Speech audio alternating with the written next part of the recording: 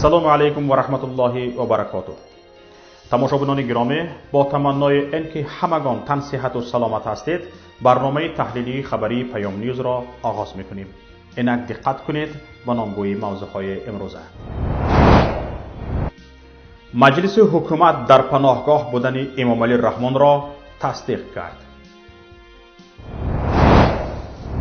محیدین کبیری با تأخیر اعلان شدن وجود کرونا ویروس در تاجیکستان را جنایت دولتی دانسته امام علی رحمان را جنایتکار یگانه عنوان کرد. دورنمای کاهش سطح کمبضاعتی در تاجیکستان زیر سوال رفت. در ولایت سردریای ازبکستان بر اثر کنده شدن یک قسم دیوار آبانبار دهه قرغان تپه ناحیه سردابه کشتزارها و خانه های زیاد مردم زیر آب ماندند.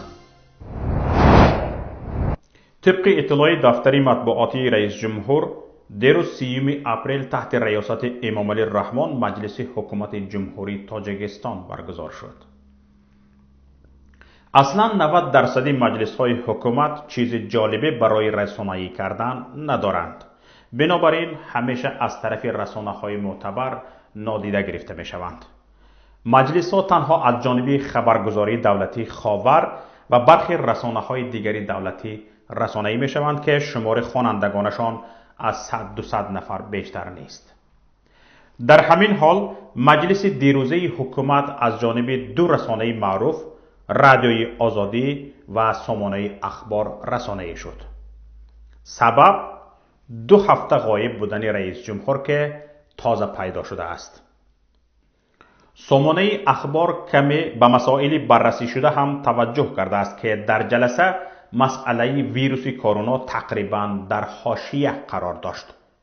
رادیوی آزادی آن را چون یک خبری کوتاه نشر کرده به فاصله گیری اجتماعی وزیران دقت داده است. اما توجه هم به این مسئله به نظر ما کمتر از آن بود که باید میشد و مهمتر از این اساسی ترین نقطه این مجلس از نظرها دور ماند. مجلس حکومت در یک بنای نامعلوم و ناشناس برگزار گردید. قبلا تمام جلسه های در بنای حکومت برگزار می شدند که تنها گذاشتن عکس کافی بود که بیننده درک کند سخن از جلسه حکومت می رود. عکس تالار که مجلس دیروزه برگزار گردید قبلا در هیچ خبر یا گزارش دیده نشده است. در عکس نشر شده دیده می شود بنا نو بوده با اصول تازه معماری بنیاد شده است. مبل های آن هم تقریبا استفاده نشده به نظر می رسد. از این می شود خلاصه کرد که جلسه دیروزه حکومت تاجیکستان نه در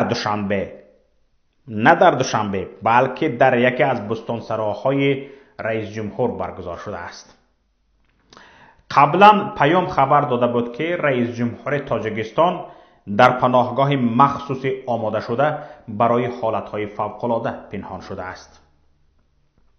بعد نشر این خبر یک منبع اطلاع داد که امام علی رحمان در استراحتگاه در دهه باشبلاق که کنار کل نارک از طرف دنغره جایگیر است قرار دارد.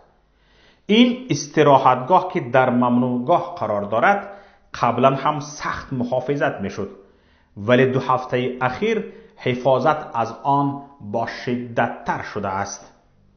ظاهرا اعضای حکومت را برای شرکت در جلسه به آنجا برده اند. اما درباره مسائلی که در این جلسه برگزار گردید ما با شما خواهیم گفت که توجه کنید. دفتر مطبوعاتی رئیس جمهور می نویسد پیش از همه حسابات وزیر کشاورزی امان الله سلیم زاده درباره جریان اجرای قرار حکومت جمهوری تاجیکستان درباره برنامه اصلاحات کشاورزی جمهوری تاجیکستان برای سالهای 2012-2020 شنیده شد. امام علی رحمان به حکومت جمهوری، وزارت کشاورزی و مقامات اجرایی حاکمیت دولتی دستور داد که جهت تطبیق باثمری برنامه اصلاحات کشاورزی جمهوری تاجیکستان برای سالهای 2012-2020 و دیگر سپارش‌های حکومت جمهوری تاجیکستان تدبیرهای مشخص اندیشیده از همه امکانیت‌ها پرثمر استفاده برند. بعداً حکومت چند برنامه دولتی دیگر و تغییرات به چند قانون را بررسی کرده است. رویخط مسائل بررسی شده را می توانید در سایت دفتر مطبوعاتی رئیس جمهور پیدا کنید. البته اگر خواهش شناس شدن با آنها را دارید. بعداً امام علی رحمان چون همیشه سفارش‌های مشخص داده است. سفارش‌هایی که چند سال آخر تکرار می‌شوند. 2 ابزاس اخیر دفتر مطبوعاتی به نشر رسانده می‌خوانم، لطفاً دقت دهید.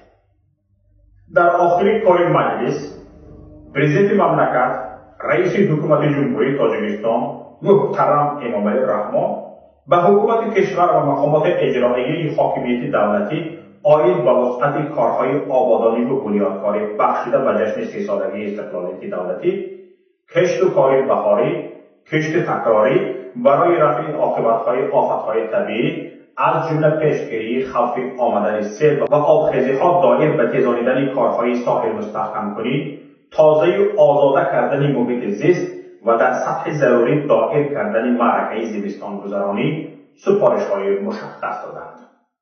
برای پیشگیری بیماری‌های سرایتی به خصوص کرونا ویروس، اجرای تدبیرهای سانیتاری و گیگینی، تمیزکنی کوچه خیابان، انشاءات‌ها، منزل‌های زیست، برگزار کردن کارهای فهماندهی در بین مردم برای رعایت قاعده‌های گیگینی شخصی و اجرای مصلحت‌های متخصصان ساحه طب، دستور و سفارش‌های قطعی داده شد. همین قدر تمام.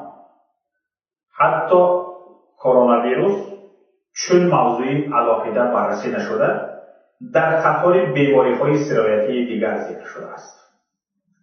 از موضوعهای بررسی شده در جلسه که هیچ نیازی به جمع‌شوی تمام اعضای حکومت نداشتند و اصلا به درد نه تنها انسان‌ها حتی گوسفندان و علف آنها نمیخورد، می شود خلاصه کرد که اعضای حکومت را مخصوص جمع آوردند تا به مردم نشان دهند که امام علی رحمان نمرده است، زنده است، در کار حکومت شرکت می کند و غم مردم را می خورد.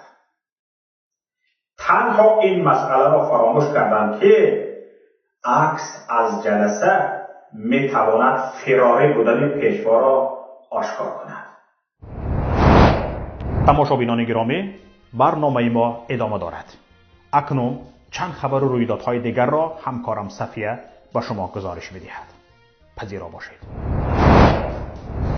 محیدین کبیری رهبر پیمانی ملی تاجیکستان در بخش مستقیم نوبتیش که شام دیروز صورت گرفت و به اعتراف مقامات بر وجود ویروس کرونا ربط می‌گرفت گفت اعتراف باید 2 ماه پیش صورت می‌گرفت که در این صورت امکان نجات هزارها نفر وجود داشت. کبیری اظهار داشت که هرچند مقامات شماری مبتلایان را 15 نفر گفتند، همه جامعه می‌داند که آن می‌تواند از هزارها هم بیشتر باشد، زیرا در شرایط تاجیکستان هیچ کس نمی‌تواند تشخیص کند که چقدر بیماری وجود دارد. کبیری گفت حالا کل مردم تاجیکستان در یک زورق قرار دارد و باید مشترکاً فکر کرد که چی باید کرد که پیش راه این بحران گرفته شود. رهبر پیمانی ملی تاجیکستان تاکید کرد که آنچه در تاجیکستان رخ داد این یک جنایت بود در سطح دولت و ملت و جنایتی اندک نیست. این جنایت بود که جنایتکاری اساسیش یک نفر است. محیدین کبیری به برگزاری جشن نوروز با وجود آگاهی‌های سازمان جهانی بهداشت و جامعه شهروندی اشاره کرد و گفت آن زمان امام علی رحمان دعوا داشت کرونا در تاجیکستان وجود ندارد. پس سوال گذاشته گفت اگر آن زمان در تاجیکستان ویروس نبود پس کی وارد شد در حالی که سرحدها همه بسته بودند و افزود جواب یک تاست، معلوم می شود که ویروس آن زمان در تاجیکستان وجود داشته است و رئیس جمهور خبر داشت. رهبر پیمانی ملی تاجیکستان از آنهایی که می‌خواهند رئیس ستاد مبارزه با کرونا قاهر رسولزاده вазири тандурустӣ табибон ё дигар масъулинро гунаҳкор кунанд интиқод кард ва таъкид намуд, ки дар ин ҷиноят танҳо як ҷинояткор аст, ки он ҳам Эмомалӣ Раҳмон аст, ва таъкид кард, ки мо набояд иҷоза бидиҳем боз ин ҷиноятро ба дигарон нисбат диҳанд ва Эмомалӣ Раҳмонро наҷотдиҳандаи миллат ба тасвир оваранд. Кабирӣ гуфт, миллат бояд иқдоми ҷасуронаи фишор болои ҳукуматро идома диҳад. раҳбари мухолифон дар охир таъкид кард, ҳатто агар ҳукумат ҳам талаб накард, мардум бояд дар хонаҳояшон бимонанд, чун имрӯз ягона роҳи асосии пешгирӣ аз вируси короно ҳамин аст. кабирӣ даъват кард, дар ин рӯзҳо мардумро ба худию бегона, тарафдори ҳукумату мухолифин ҷудо накунанд ва танҳо ҷониби ҳақиқатро дошта бошанд.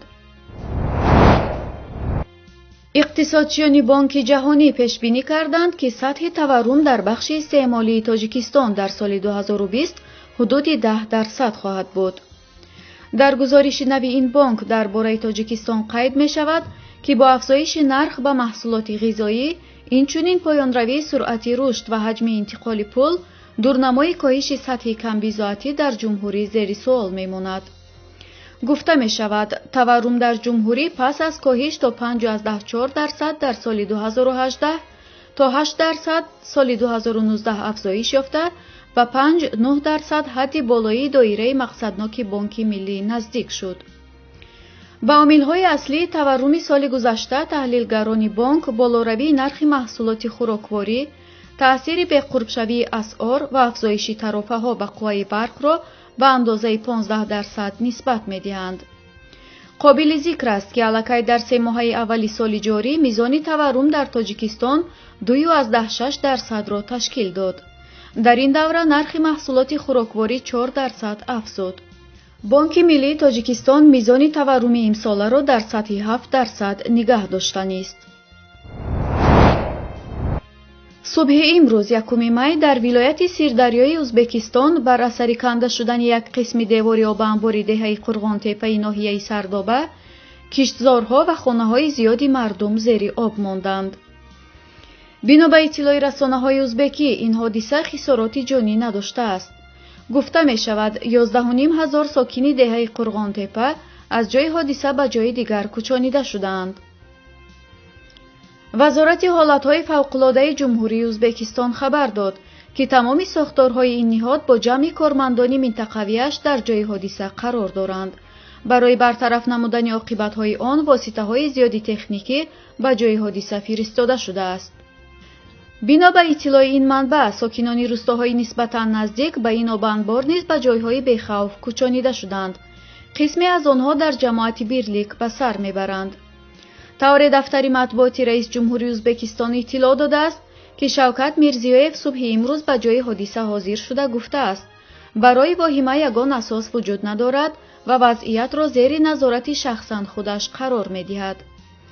барои бартараф намудани оқибатҳои кандашавии обанбори Сардоба, гурӯҳҳои Гвардияи Миллӣ низ сафарбар карда шуданд. коршиноси ҳуқуқи анҷумани ҳунарии Ҷексон дар Англистон гуфт, ки Чин эҳтимолан тибқи муқаррароти байналмилалии беҳдошт соли 2005 ба далели густариши шуюи COVID-19 муқассир дониста шавад.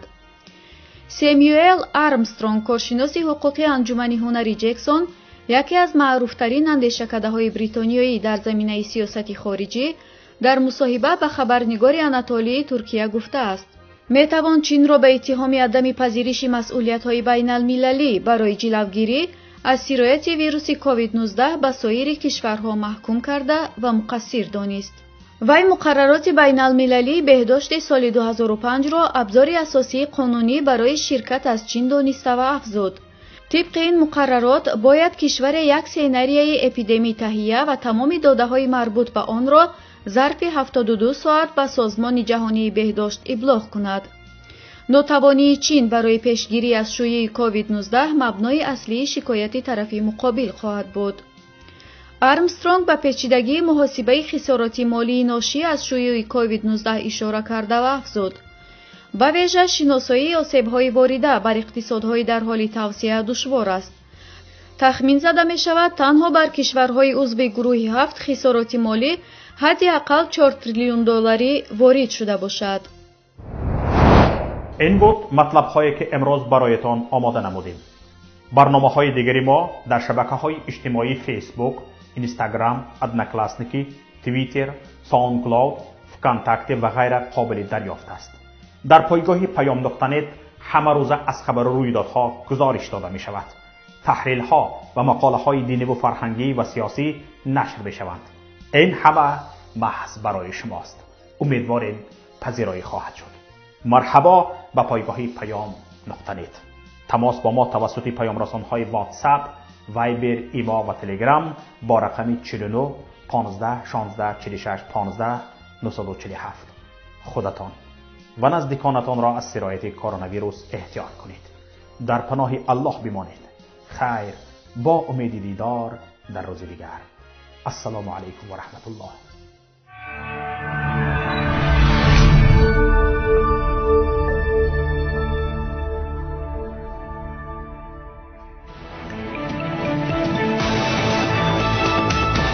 رادیوی پیام، در فضای سیاست صدای جدید. رادیوی پیام، علم، فرهنگ، نوید. رادیوی پیام، مشورت، بحث، گفت و شنید. در تمام دنیا روی رسانه اینترنتی رادیو پیام .net.